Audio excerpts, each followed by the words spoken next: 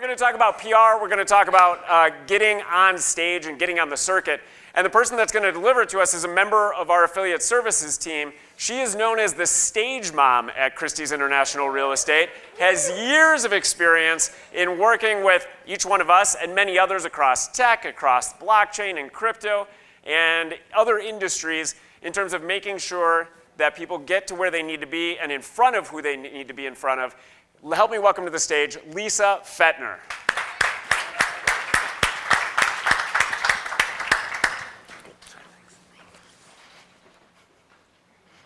So Kevin took my intro. I am the Christie's stage mom. Because one of my great passions in life, and one of the favorite things about my job, is to help people get on stage, speak at conferences, be on podcasts, write articles, be featured in articles, get in the press, you name it. I love it. And that's what we're going to cover today. We're going to talk about how all of you can use your voices and stories to educate and inform the next generation of master circle agents just like yourself. And I know we've talked about challenges. This is your responsibility. No pressure. So here's a little advice. Stage moms are great about giving advice. So here are some of my favorite tips. Okay, this is a judgment-free zone. How many of you have ever read spoilers about your favorite TV show? Raise your hand. How many of you have checked game scores before they've watched the game to see who's winning? When you're crafting a presentation, you're creating a journey. But you have to start at the end. You need to know where you're going to take people before you craft the presentation. So, as a confession of a stage mom, I'd rather have all of you speaking on stage. So when you start crafting your presentation, start at the end.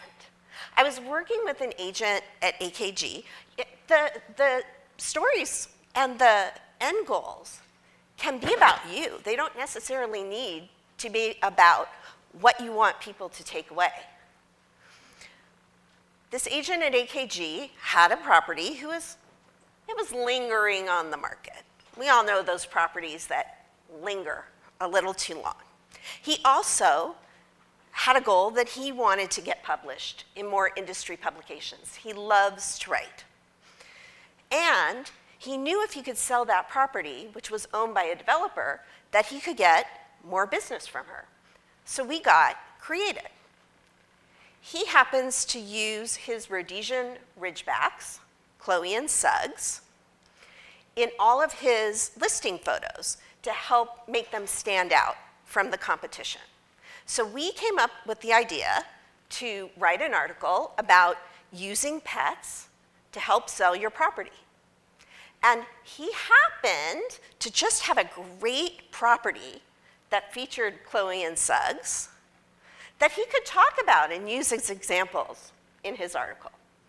His client was so excited and so impressed with what he had done that she gave him the business right away, even before the home sold, which it did. You also need to think in sound bites. Those are the stepping stones of the path and the journey that you're creating. Natalie and I were working on a presentation that she was doing for Inman. I don't want to lie, the topic was a bit dry. But she came up with amazing sound bites. Her sound bites were so good that when Inman did a recap article of the panel, they used one of her sound bites as the headline. So think in sound bites and headlines. Use your words to motivate and inspire. Chris and I were working on a talk that he did for CEOs and industry leaders about the great technology that we have. And he was talking about how great the technology was. but he needed to get it back to the people he was speaking to and make it relevant to them. He needed to inspire them. And we all know that Chris has probably some of the best stories in the business. So let me tell you, if Bono from U2 can use a CRM to keep track of all his contacts, every single one of you can too. Inspiring. The good news is that there are a ton of places where you can tell your story. I spoke to a couple of you last night, and you were saying, I'm kind of afraid to get on stage. So write an article, be on a podcast. Just talk on your Instagram, or be in your local media, like Damien did, or national media. And you don't have to do just one thing. I spoke at a conference once. I then wrote a blog about it, and then I wrote an article about it. It was published on Inman. Inman shared it in social media. So I was kind of bummed because the talk I gave only had about 20 people, but then it was published in Inman, so it reached the entire Inman audience. Then they did Instagram posts of my sound bites and key takeaways, and each of those received over 1,000 likes. So go ahead and extend the impact of all your hard work. Now, I don't want you to just take it from me, your stage mom. I also spoke to a bunch of industry experts, primarily just to make sure that everything that I had been doing over the years was actually the right thing. And so I spoke with Sean Kimbrough. He's the VP of engagement at Lobeline PR. That is the PR company who Aaron Kerman uses. And he says it's really important to find the through lines. You need to tailor your speaking topics to the topics of the conference. If they don't fit, find another topic. You want to make sure they match, because that's where you're going to feel most comfortable speaking. Start small. You don't have to start at Inman. You can start at your local association or even at a meeting. The key these days is to get video. You have to get good video. Every single conference, submission, and application wants you to have video. If you don't have video, just make a recording. I have too many schnauzers. They're my best audience. They don't heckle me too much unless there happens to be a deer or something in the backyard, and then they start barking. Think beyond real estate. You are all the president of your own businesses. So be an expert on what it means to run a local global business. Find entrepreneurial opportunities. You don't just have to do real estate. Katie Gaddu, who is the conference organizer for Inman, says that you have to find your unique perspective and value proposition. Think of it as the listing presentation for a speaking event or when you're speaking. What is it about you that is going to make you be picked? What is it that's going to be unique that makes you be chosen over someone else? Be realistic and transparent. Don't talk about how to sell FSBOs if you've never done it before. So make sure you find those topics that align with your expertise. And focus on those key takeaways. Create those sound bites on your path to success. I also spoke to the folks at T360. You're going to hear a member of their team speak after me. And she had a great idea to create a bio or a one sheet. This is your listing presentation. Craft a bio, find topics with brief descriptions and takeaways that you want to talk about. Include a headshot. It has to be recognizable. If you have to have a headshot that if someone sees you in a coffee shop, they will recognize you. if that's not the case, it's time to go get more headshots.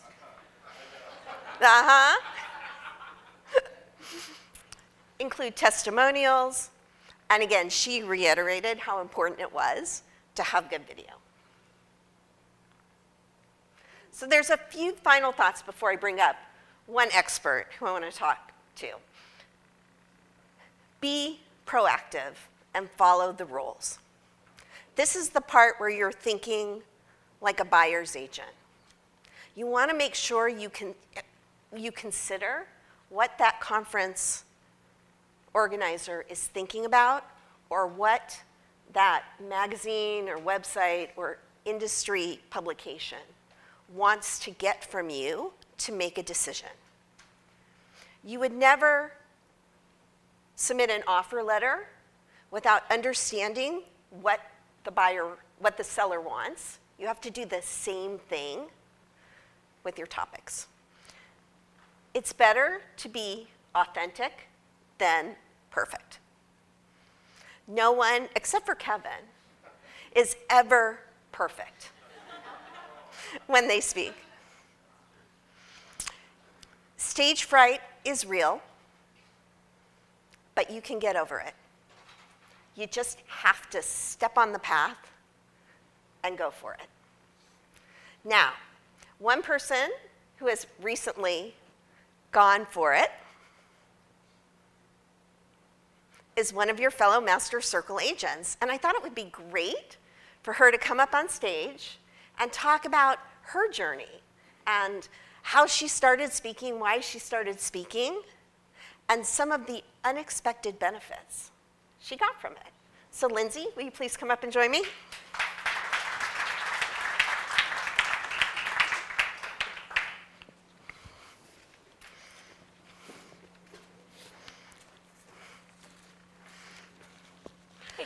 So thanks for coming up today. Thank you. I know this is your favorite thing to do. So you just started speaking at industry events and conferences really this year. Yes. So what made you decide to do it? What made you decide to take the plunge? I didn't want to, but a friend asked and then asked again, and I thought if somebody I looked up to thought that my message or wanted me there, I guess I should just say yes and go for it. Exactly. You know, we're our own worst enemies. We hate to promote ourselves, but you have important information to talk about. So just like Lindsay, her friends inspired you to speak. You absolutely have a story to tell, however you want to do it. So talk about the different events that you did and what it was like and what your favorite one was. Well, first of all, I noticed that there were stairs because last time when I was on stage in LA, I actually just hopped up on the stage, which was about the same height. So like you learn something every time, but I had just like completely jumped up there and totally missed the stairs. So I've spoke at 3 events in the last 6 to 9 months, and so 2 of them were based in LA, which I thought was important because I'm in San Luis Obispo, which is a feeder market to San Francisco, San Jose, and Los Angeles, and so I thought it would be a really good opportunity, even though I wasn't super excited about doing it, to get in front of 500 or 600 of my peers that could send me referrals and network and things like that. And I'd say the surprise outcome was I actually made some amazing friends from the event, and now we're planning on getting together and all that. And so being around like-minded people, I think, is a huge benefit. Yeah, we can always get caught up in what's going on in our market. And one of the added benefits of writing or speaking is that it's a perfect opportunity to network and make connections.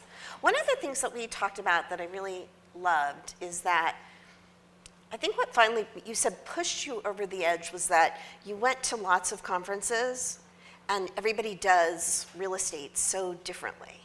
Right. So Talk a little bit about that. Yeah, so I think one of the best things about being in real estate is there's no right or wrong way to do it. You can meet top producers all over the globe, and everybody has a different way of being successful. So, there's the people that door knock, there's the people that do social media, there's, people that market or have a farm. And so I think what I love about coming to events like this and participating is, having one-on-one conversations with people outside of the scheduled programming and sort of hearing what's been the key to their success this year. Is there one thing that they do I could take home and implement to better serve my clients? Yeah, absolutely. That's great. And then, how did you prepare to speak? What were some of the things that you did to get yourself motivated? So I'd say I'd rather be a panelist than a speaker. I really don't like speaking. I probably should have prepared more.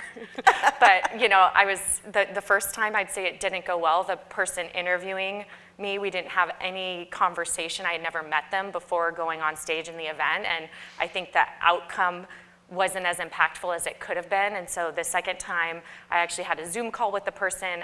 Beforehand, we got to know each other a little better so that I could sort of help get them what they were looking to, and we just sort of had a better understanding of what the goal was. Yeah, absolutely. If you're speaking at an event, ask. Always ask for the questions. Ask if there's anything in particular they want you to make sure that you cover, so that you're not surprised and you have a chance to kind of formulate your answers before you go on stage. You can practice, don't sound too rehearsed, but at least remember those stepping stones, those sound bites, so that they can get picked up. So it's gotten easier. Talk a little bit about how you feel more comfortable now. It's gotten a little bit easier. I think the one thing to remember is just to try to use humor, because that can sort of help alleviate when you do get nervous on stage if you're sitting like a robot. If you can, have fun, make fun of yourself, make a joke, try to engage with the audience that way, I think it definitely lightens the mood. And then I think like anything, the more you do it, it gets a little bit easier. I'd say probably the worst was actually speaking in front of 50 different women in my own market, because the joke was, any other event I go to, I could, if it goes horribly, I'll never have to see you all again. I could just like quit the master circle, run and hide in my little town. But when you're in your own market with all your competitors and colleagues, it's a little bit more intimidating. So what's your favorite thing to do? Do you like speaking virtually on a Zoom panel, or do you like speaking in person better? I mean, I don't like any of it. I'm one of those people that my assistant will do a little thing, and she's like, you have to do something on Instagram, and I can't even watch it. I will vomit and crawl, like go in the corner and like absolutely freak out. So I would say in person for me is a little bit easier, because if we can have a conversation, it seems a little bit easier than technology and sitting there and not reading, I guess, the vibe or the energy. So yeah, being able to read the room, yeah, I think is very helpful. It's harder to do that on a Zoom call. Exactly. Any other last words? What would you say to anyone who said to me at the party, I don't know? So I think kind of touching on everything we've covered this morning, I think it's a great opportunity to just respond. Like when you send out those articles, like do you have something about decorating a house for Martha Stewart, or just respond and be involved. And then, like you said, any tiny thing that you do, if you market it correctly, you can repurpose that 1 minute you spent typing up an email, or when you go on stage, take a picture, repost it, and it just helps you build your brand and helps you build yourself in your own market as an expert. So I think it gives you credibility. Perfect, thank you. Any questions for Lindsay and I about getting on stage and just doing it? Any great stories? All right, well, I'm going to give you back your time. Thank you so much, everybody. Congratulate Lindsay. Thank you. Thank you. Yes, of course.